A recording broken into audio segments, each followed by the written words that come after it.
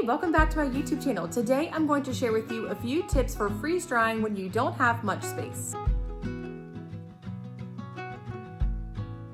This video is part of the Freeze Dried February collaboration hosted by the inquisitive farm wife. I will leave a link for her YouTube channel and for all of the creators participating in Freeze Dried February 2025 in the description box. And really excitingly, you have a chance to win a free Harvest Right freeze dryer. In the description box, there is a link to enter, so be sure to fill that out. It is open from February 1st through February 28th, 2025 to residents of the US and Canada. I think a problem that a lot of folks run into when it comes to freeze drying is figuring out how to work it into your lifestyle and into your physical space. We live in a very typical suburban neighborhood, and our home is not set up for things like a freeze dryer or a lot of food storage. So when we were making the decision to get a freeze dryer, we really had to figure out where can we put this that it doesn't disrupt our lives, and how can we store food in a way that's realistic for us. And so today I want to share with you how we set up our freeze dryer, how we store our food, and one of my favorite freeze dried food recipes to show you how you can fit freeze drying into your everyday life. There are timestamps listed below, so use them if you need them, but let's get going. When it comes to freeze drying in small spaces, the best place to put your freeze dryer really depends on your setup and how much space you have. We opted to put our freeze dryer in the garage, which the fine folks at Harvest Right said does work just fine. One of the things that was really helpful for us when it came to finding the right space for our freeze dryer is to put it in a corner kind of out of the way, but also to keep a vertical setup. So you can see here, we have the freeze dryer on top of a stainless steel table,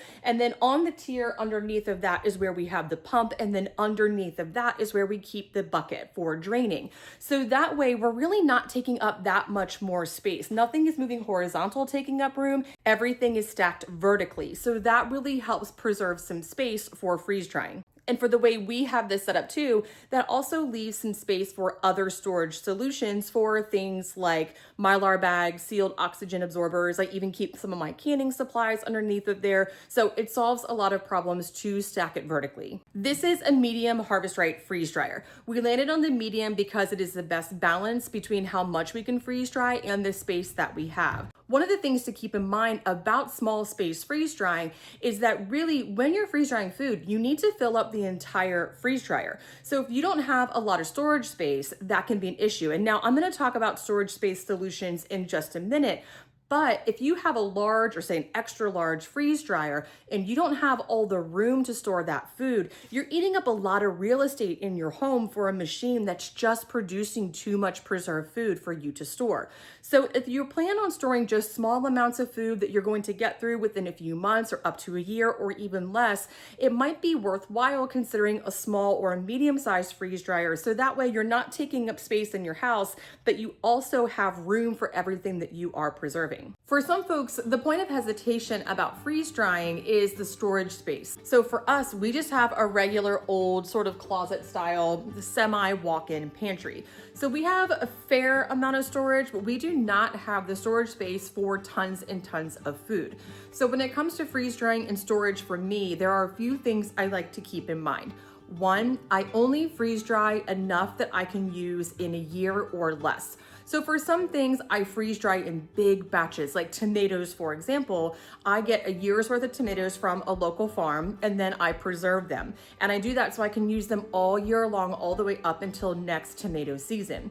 But not everything I freeze dry, I want to keep that long, like mashed potatoes, for example, which I'm going to show you at the end of this video how to freeze dry them and store them.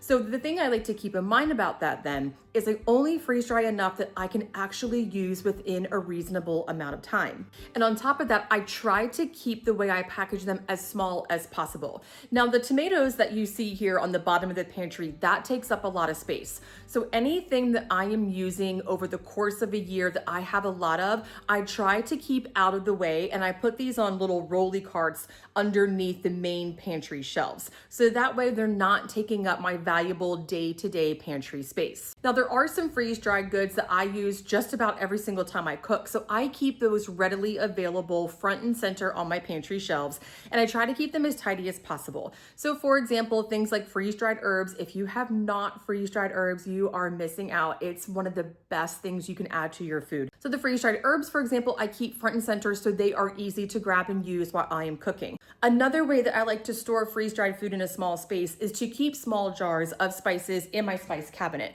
So right now I only have freeze-dried onion powder, but this, first of all, is the secret ingredient to everything delicious. Freeze-dried onion powder is the best. You can actually get the recipe for this over on my blog at moonandmagnolia.com. I also do freeze-dried herb blends, freeze-dried garlic, all sorts of stuff that I keep right next to my stove. So that way I can just add them to what I'm cooking right away, and it also keeps it out of my pantry. But then there are also some freeze-dried foods that I don't use every single day, but I'm going to get through relatively quickly, like freeze-dried mashed potatoes, for example. So for these sorts of foods, I try to keep them in the pantry where they're readily accessible, but keep them as compact as possible. So I have a couple of different ways to package these foods that I'm going to show you. So the first way that I like to store my freeze-dried food is in a jar that is vacuum sealed. So all you do is place the food in the jar, fill it up as high as you can, put a lid on, and then vacuum seal that lid. And what's really important here is once you vacuum seal that lid, make sure you put the ring on, because I learned from experience, without the ring, that seal can pop and your food is no longer good. So the ring holds that vacuum seal. So food stored this way is good for 1 year. Now, the other way that you can do this is, it's pretty similar. Putting the food in the jar like this, then putting an oxygen absorber in, and then putting a lid on. But there are a few, I don't want to call them problems, but things to think about with food stored in jars. One, if you don't use an oxygen absorber, you have to get through it within a year. This will not last forever. So I try to get through anything stored in a jar that's vacuum sealed within a year. Honestly, with something like this, freeze-dried mashed potatoes, they're going to be gone in like 3 weeks.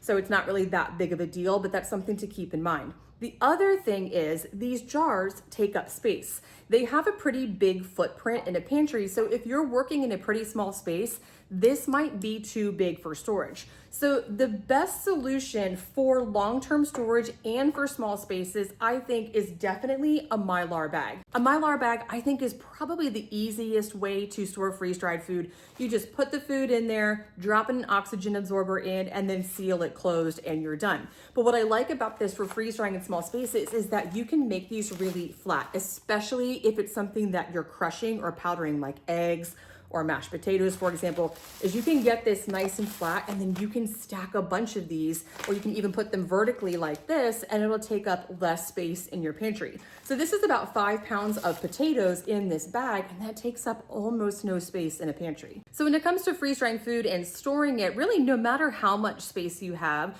I think what's really important to keep in mind is how much room do you have for freeze-dried food, and how long do you want to keep that food? I think just figuring those two things out will help you figure out the best method for each different type of food that you freeze-dry.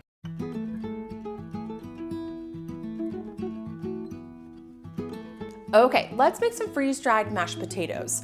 So when you're freeze-drying for a small space, it's really helpful to think about how can you take big food and make it small food.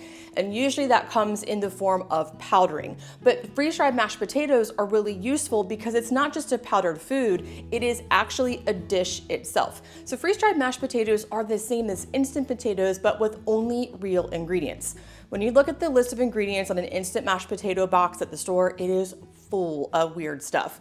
But freeze-dried mashed potatoes are just simply potatoes and then whatever you add into it, maybe a little milk, butter, or salt. I have a ton of potatoes. I bought 50 pounds of potatoes on my last Azure standard order, so we are gonna freeze dry as many as we can. I don't know if I can fit all my potatoes in one load, but that's totally fine. We can do 2 or 3 if we need to. But first things first, I just need to wash the potatoes. So anytime that you are freeze drying or preserving food really in any method, you want to make sure that food is as clean as you can get it. Okay, so these are washed and ready to go. Now I have a few more bags of potatoes here that can probably fit in the freeze dryer. We're just gonna start with this and see how it goes. I kind of like to just do things in batches and just play it by ear. I also have a cast iron Dutch oven filled about halfway with cool water. You could use a stock pot or whatever you want to cook your potatoes in. But what I like to do is put the potatoes in cool water, so that way when you bring them to a boil together, the potatoes cook evenly. So if you get the water boiling first and then you put the potatoes in, the outside starts to cook a lot and it gets mushy and even dissolves, and then the inside isn't quite as nicely cooked. So this just helps prevent that. And depending on the size of your potatoes, you can either quarter them or cut them up even more. So of course, small potatoes don't need to be cut as much. Large potatoes maybe a little bit more, but we want to keep them about even size so that way they cook evenly. The thing about freeze drying is the quality of the food before it's freeze dried affects the quality of the food after it's freeze dried. So if it's not cooked well now, it won't be as good later. In terms of skin on, skin off, really you can just do whatever you want. These are organic potatoes, so I feel a little bit better about leaving the skins on. One of the things I'm really trying to do right now is keep as much nutrition as possible in my food, so that way we are sustained longer, and of course it's healthier, and much of the nutrition in potatoes is in the skin. So I'm gonna leave these on, but you should do whatever you want. And I don't think I'm going to be able to fit this whole bowl of potatoes in here, but that is okay. Speaking of big potatoes, that's a giant one, but that is okay because we can always do a second batch. So the last time I did freeze-dried potatoes, I think what I did is I made one batch, and then while it was freeze drying, I made a second batch and let it chill in the fridge for a day, and then made that one too. So it is pretty flexible that way. These potatoes are ready. I can pierce them with the fork and they're kind of falling apart. So they are ready to go. So we'll drain them and let's mash them. Okay, so here we go. We're gonna drain these. Oh, God. Apparently I need to lift weights or something. That's really heavy. Okay, apparently I'm a little bit of a weakling, but that is okay. So we are going to make these in a stand mixer. You can mash potatoes, of course, with a hand masher, however you want, but a stand mixer actually makes a slightly better quality mashed potato because of its efficiency. So it mashes them really quickly without overworking the starches. So you get a little bit of a better potato in my opinion, but you should do whatever works for you. So I'm just gonna transfer some of these potatoes into my stand mixer bowl. You don't want to overcrowd them. That's something I do all the time. I put too many potatoes in my stand mixer and then it can't mash them very well. So I'm going to put probably just about a third in here and mash these in batches. Now you can definitely make these however you want and freeze dry them. I like to save the butter and salt for later because I feel like it tastes really good when you cook them with that butter and salt when you're reconstituting them. So I'm just going to add enough milk in here to mash them, and then I'll show you later when I reconstitute some how I add the butter and salt. But really, you could add whatever you like in your mashed potatoes at this point. So these cannot be hot when they go in the freeze dryer. So what I like to do is spread them nice and thin so they cool faster. And to do that, I like to just put them right on the freeze dryer tray and prepare them to go in the freeze dryer. But I just let them sit out on the counter until they are room temperature. Now, once your potatoes are cooled off, you could pre-freeze them if you have the freezer space. I tend to not do that because I don't always have the space to do it, but that's definitely an option if that works for you. So one thing I want to note here, let me see if I can get you a better view, is that the potatoes are above the height of the tray. And you'd want to avoid that because what happens is when you slide that into your freeze dryer, it might hit the insides of the freeze dryer and get it dirty. So at this moment, I'm not really going to worry about that too much. What I like to do is just load up the trays as best as I can and then start redistributing once all of them are full, and then I kind of clean them up. So right now, I'm just getting it as good as I can, and then we'll clean it up in a minute.